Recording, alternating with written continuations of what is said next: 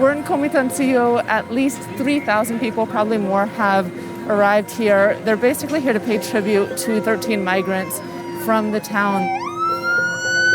These migrants left here 2 months ago to the day in search of the American dream, and right now they're returning, but in caskets.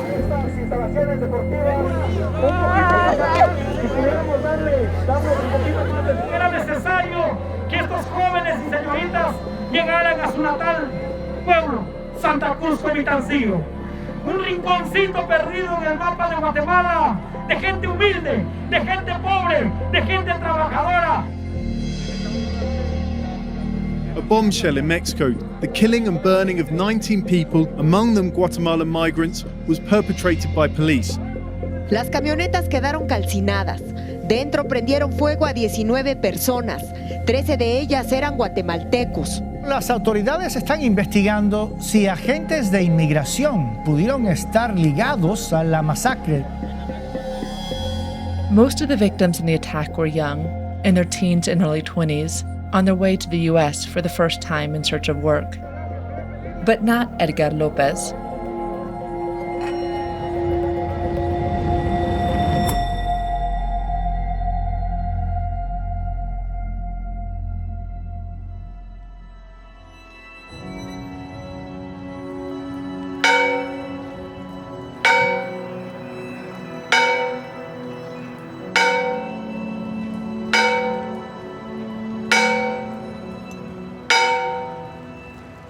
Edgar Lopez was 49 and had spent half his life in Mississippi. He was returning home to his family. His grandsons and granddaughters, he always been there for them. As a dad, what was he like? How did he interact with you? He was a good dad.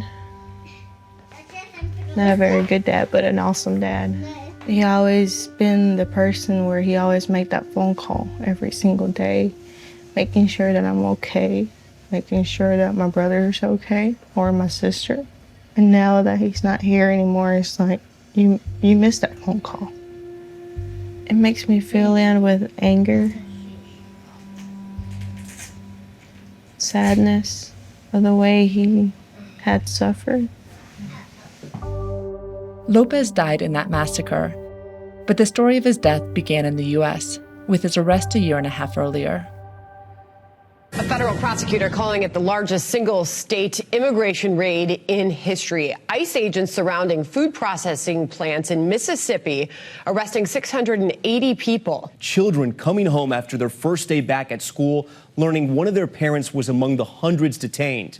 We're not directing this at any particular group or anything like that. As I said earlier, if we find that employers have violated federal criminal law, we'll go after them as well.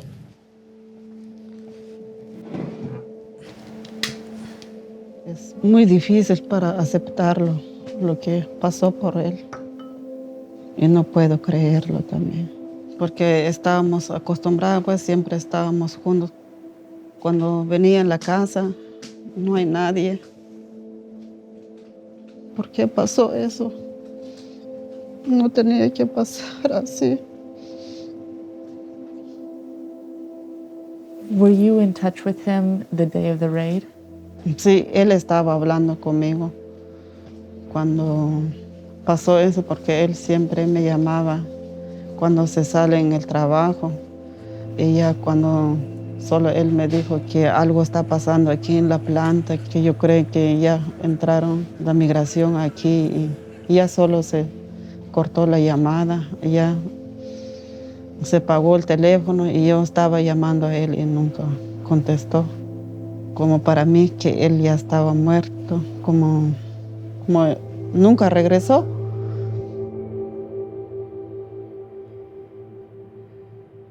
Would you state your full name, please? Edgar Lopez y Lopez.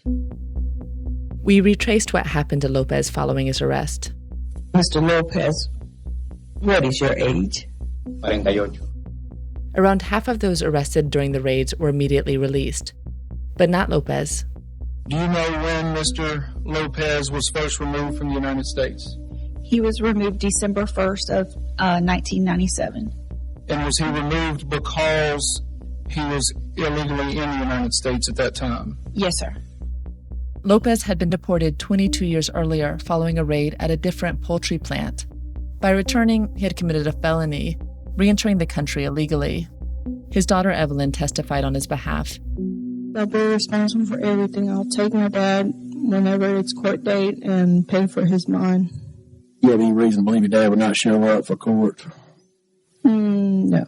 He will show up. He's responsible for everything. And the judge was convinced.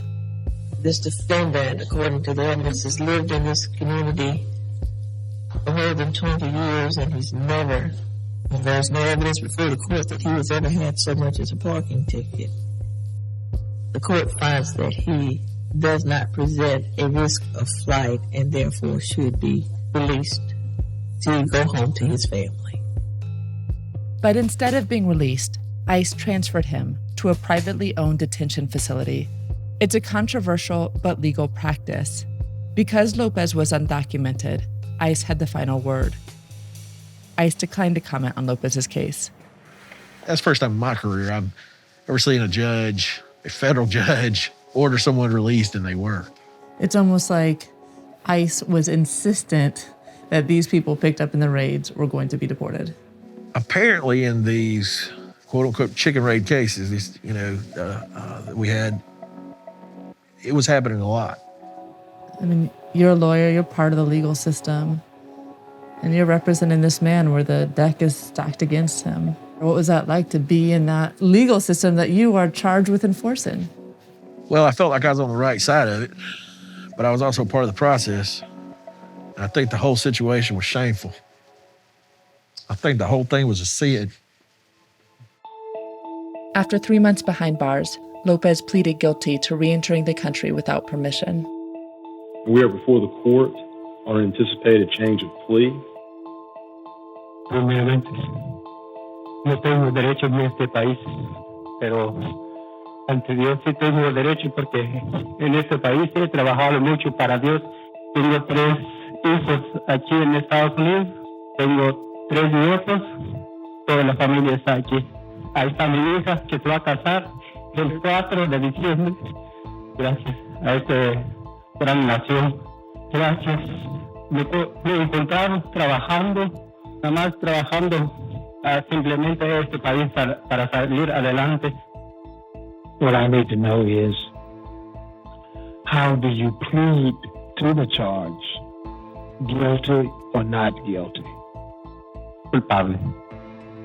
Lopez's guilty plea cleared the way for his deportation. Even the judge was powerless to stop it. The few of us could say, we have done nothing criminally in the last 20 years. We certainly have done nothing which requires that we be removed or separated from our families for the rest of our lives. Unfortunately, Mr. Lopez, I'm not here to make the laws.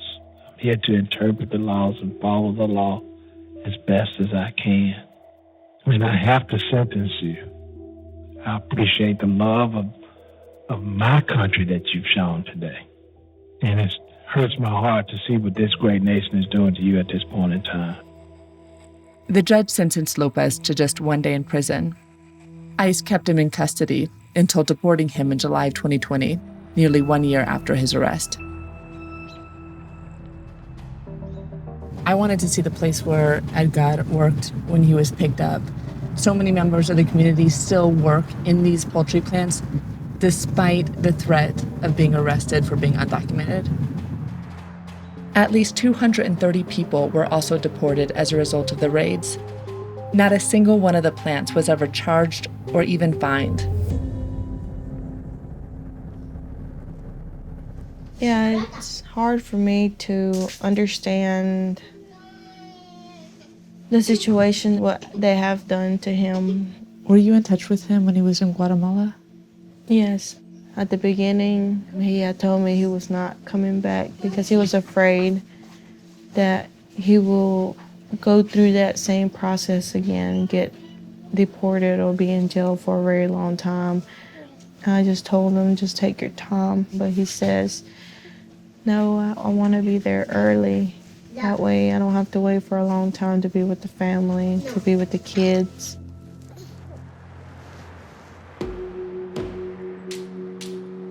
After 6 months in his hometown, Lopez hired smugglers to take him back to the U.S. The alleged smugglers were part of a family long involved in local politics. The father, David Coronado, had even run for mayor. En este momento voy a dar a conocer el plan del gobierno. Coronado has denied working as a smuggler, but the other migrants on the trip went into debt to pay what their relatives say was Coronado's $14,000 fee. We spoke to the families to piece together the days leading up to the massacre. Osmar es mi tercer hijo. Decidió irse para viajar allá en los Estados Unidos. El Danilo tiene 17 años cumplidos. Mi hija Dora Amelia López Rafael, quien perdió la vida, ya nunca podemos verla. In the early hours of January 13th, the group set off for Mexico, crammed into 2 SUVs. They sent messages to their families along the way. We are exchanging our money. We just left. My phone credit ran out. Please add some money. The smuggler says the same number will work in Mexico. ¿Dónde están? Ahora, pues, le dije. Aquí en San Luis, dijo él. Mañana a la frontera. The group left San Luis Potosí on January 20th, arriving 2 days later in Camargo, Tamaulipas. As U.S. and Mexican authorities have cracked down on migrants, they're taking more and more dangerous routes. Yo le preguntaba, ¿y dónde está entonces? Estamos a un desvío de la carretera. ¿Y por qué? Decía. No, es que hay mucha mira, es por eso estamos detenidos aquí, decía él. In Mississippi, Evelyn also received a message from her dad. Friday morning, he had texted me at 7:30 saying that he was close by. He's like really close to Rio Grande. So I told him that we're at, what part, and he said he never answered me. That was the last message that I received from my dad.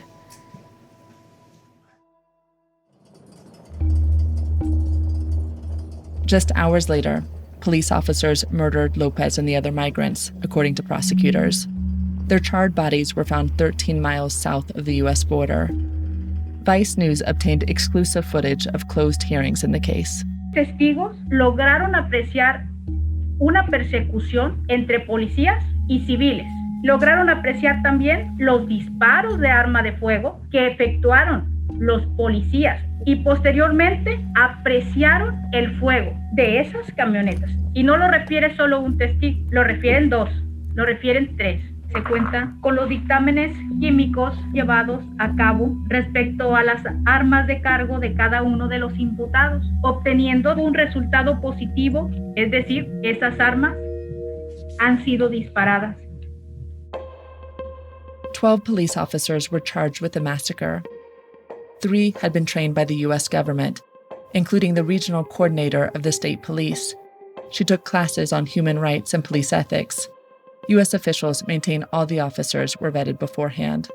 The 12 cops haven't yet pleaded innocent or guilty, but they initially told prosecutors they came upon the crime scene after the massacre. A defense attorney questioned the reliability of the evidence. Hoy en día no tenemos la certeza jurídica de quién pudo haber utilizado un arma de fuego, de quién pudo haber conducido un vehículo, de quién pudo haber estado parado observando. And prosecutors haven't offered a motive for the massacre, only suggesting it's linked to rival cartels fighting for control. The case is ongoing.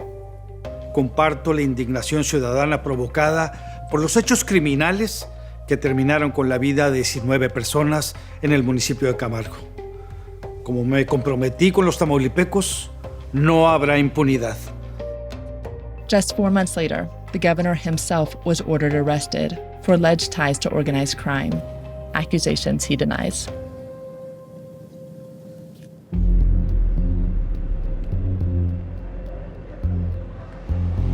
The arrival of the victims' bodies in Guatemala was a national affair. Even the president showed up.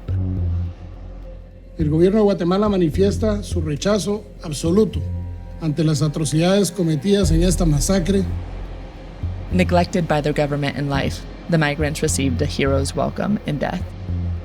Vamos a luchar y vamos a seguir exigiendo también que haya justicia por este lamentable hecho. Hemos visto masacre tras masacre de migrantes en México. ¿Por qué se cree que ahora no va a haber impunidad? Bueno, nosotros sabemos históricamente que han habido masacres en otros años. Aquí nosotros estamos agilizando todo lo que podemos, dar con los responsables de estos hechos y sentar un precedente distinto a lo que ha pasado en años anteriores. Gracias. The raid ultimately ended in Lopez's death. He never made it back to Mississippi. In his birthplace, the entire village shared in the grief.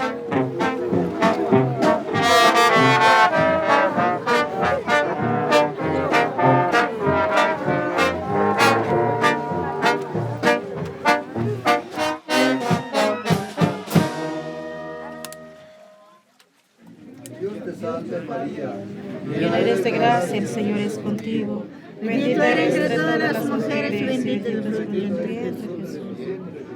Santa María, Madre de Dios, ruega por nosotros pecadores, ahora y en la hora de nuestra muerte. Amén. Evelyn and her younger brother Darby flew to Guatemala for their dad's burial. It was their first time outside the country. Their mom couldn't leave the U.S.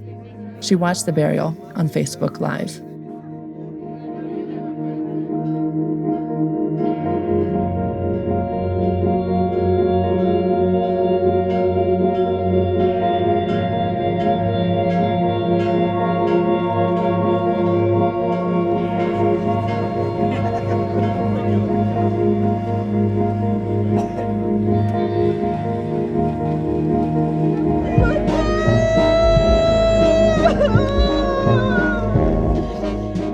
El alma de nuestro hermano Edgar y el alma de todos los fieles difuntos, por la misericordia de Dios, descansen en paz. Amén. Solo queda agradecer a todas las familias, amigos, agradezco a todos que han conocido a mi papá. Él fue un papá excelente y que lo voy a tener conmigo siempre. No de persona, sino que así dentro de mi corazón, porque yo sé que su espíritu está aquí y lo siento, su calor. Esto no es un adiós finalmente a mi papá, sino que hasta luego a mi papá en el cielo.